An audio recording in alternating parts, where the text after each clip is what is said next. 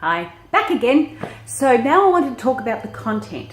So when we're starting to we've looked at the audience, the target audience, and the different audiences that we have. We've looked at the delivery, how we can get that information out to them, how we can deliver it, and that it's different and changed, and it's not all the same stuff all the time. And now we want to look at the content. Now again, we're going to change up the content. There's three main types of content. One is personal content, one is informative content or information, and the other one is a call to action. Now, although we've got three types, they're not easily segmented, if that makes sense. Sometimes we can be putting out a call to action, but it's also got information with it. So it's not as clear cut as it seems, but in general, just to get us going, this is how we're going to look at it. Now, one of the biggest fears we have in Facebook is personal, putting your personal stuff out there. Now, I want you to know that we don't want to know the ins and outs of your life. We don't need to know all your personal stuff.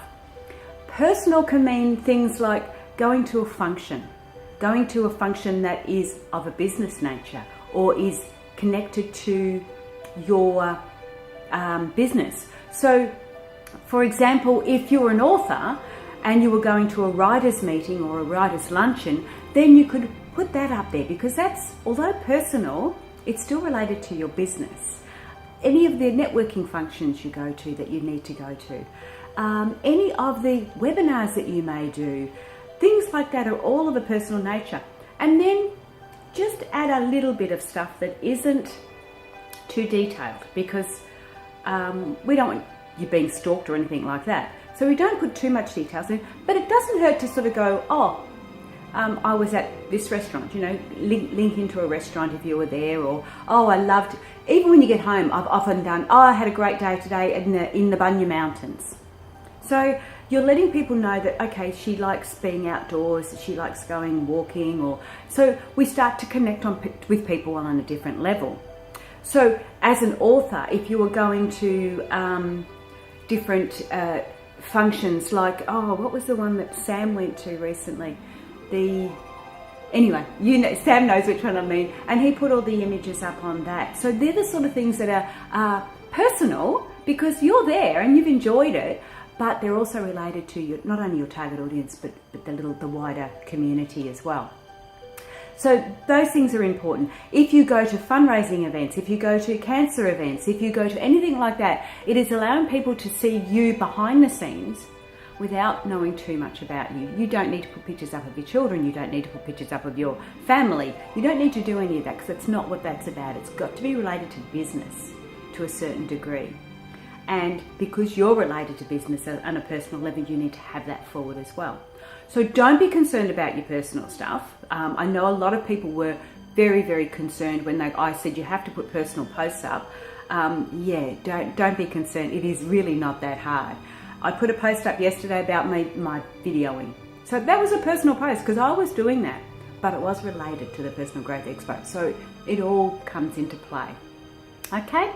Informative posts. That's when we start to bring in a little bit more details. Now, informative posts are where you may be putting an image up with some words in it that helps them get along. An informative post may be 10 tips on how to do this. An informative post could be information of value that you're giving out. This would be classed as an informative post as well. So we're giving out information. It's an informative post via a video. So we can do informative posts by a comment, as in, I tried that the other day and it worked out like this. So you're giving them their information on what happened with you. So those are the sort of information that we want to put out there. If it was to do with, say, writing, you could do different how to use punctuation, just a couple of little tidbits. If it was about jewelry, you could put down what clasps are better, what you should be looking out for, things that you can look at when you're going to purchase your jewelry. Even if it's costume jewelry, it doesn't matter. There's still elements that are better than other elements. So you're putting that information out there to help those people. Then the last one, of course, is the call to action. Now again, call to action can be done in video, comments, in any way, shape or form. So when you're doing a call to action, that's when you're asking them to do something. Click on this link, have a look at that, buy this. Now, some of you might not have stuff to buy. I know I don't have a lot of stuff to buy, but I have a lot of stuff that I want people to do. I want you to have a look at my page. I want you to connect with me. I want to grow my audience. So there's things that we can ask them to do. Not necessarily leave Facebook, not necessarily go onto websites, but just even go, oh, comment below. You know, if you like this, comment below. I'd love you to comment below and tell me how you feel that you should be putting your call to action in. So these are the ways that we can talk to people. We can get to communicate. We can get them to listen to us and see if that suits them. And of course, as we're building up that trust, we're building up our audience at the same time. So that's the content. Other way, there's lots of other ways, and I'm not going to put the whole lot in front of you right now because I want you to get used to putting them on.